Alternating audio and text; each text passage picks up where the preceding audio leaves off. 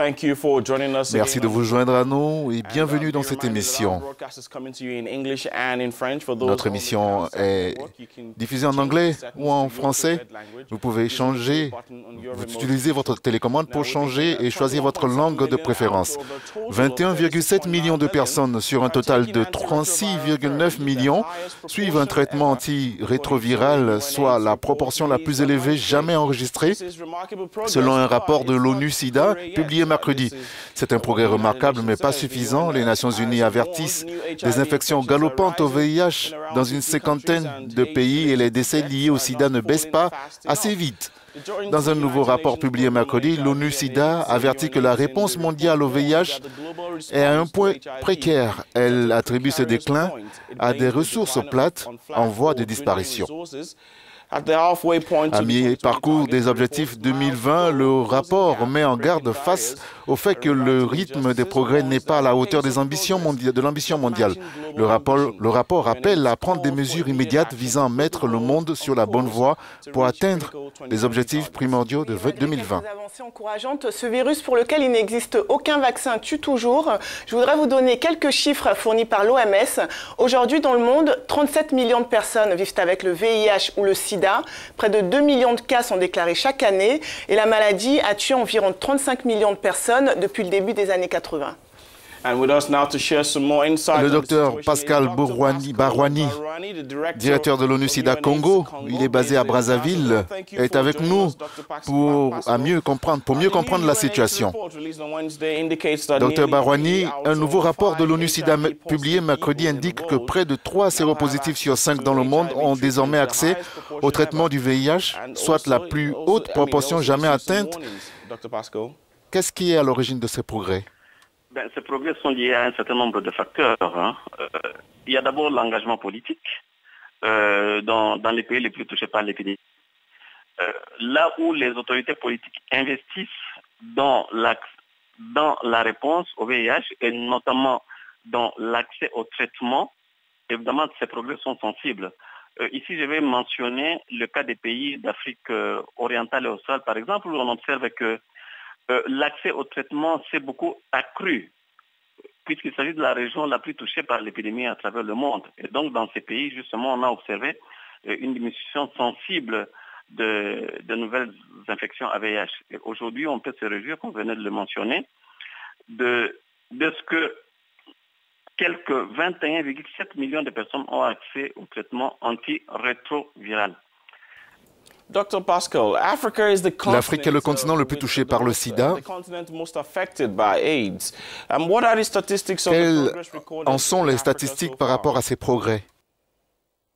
Sur la question de l'accès au traitement, il y a des pays qui ont enregistré des progrès énormes. C'est le cas de l'Afrique orientale et australe, où l'on constate que les nouvelles infections ont baissé d'à peu près 30% depuis 2010. Donc il y a une baisse sensible, et cela grâce à l'accès au traitement. Parce que l'accès au traitement constitue aussi une mesure de prévention. Alors qu'en Afrique de l'Ouest et du Centre, ces progrès sont lents, parce que seulement 26% des enfants et 41% des adultes avaient accès au traitement antirétroviral en fin 2007, contre 59% d'enfants et 66% d'adultes en Afrique orientale et australe. Et donc, depuis 2010, en gros, on peut mentionner le fait que les décès aussi liés au sida n'ont diminué que de 24% en Afrique de l'Ouest et du Centre, contre 42% en Afrique de l'Est et australe. Donc, il y a quand même des variations en fonction du contexte dans lequel on se situe. La région Afrique de l'Ouest et du Centre est à la traîne. Dans cette dynamique, que faut-il faire pour que ces progrès ne s'arrêtent pas? Pour que ces progrès ne s'arrêtent pas, il y a toute une mosaïque d'interventions qui doivent être mises en place. Ces interventions concernent d'abord le leadership politique.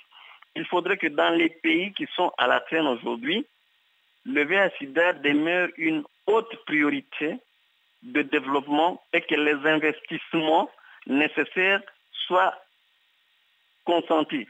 pour permettre l'accès au traitement. C'est quelque chose de très, très important.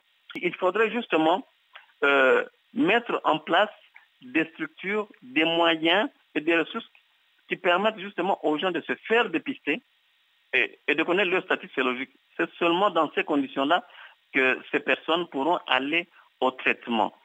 La deuxième chose qu'il faudrait faire, c'est déployer ce qu'on appelle la prévention combinée. C'est-à-dire que l'objectif justement de l'ONU, c'est de stopper les nouvelles infections. Et pour stopper ces nouvelles infections, il faut que les gens puissent se faire dépister, puissent se protéger, puissent avoir accès au traitement. La dernière chose qu'il faut faire, c'est justement régler la question des injustices sociales. La lutte contre le sida est d'abord un mouvement social, un mouvement de transformation sociale, un mouvement qui vise, en dernière analyse, à corriger les inégalités. Mais ceci demande un engagement soutenu des pouvoirs publics, mais aussi une large coopération entre les structures de santé, les organisations de la société civile, pour qu'ils fournissent des services qui soient plus adaptés aux communautés. Well, Dr. Pascal, this is how much we can take, and so we will voilà ce qu'on peut dire par rapport à ça. Merci, Dr. Pascal.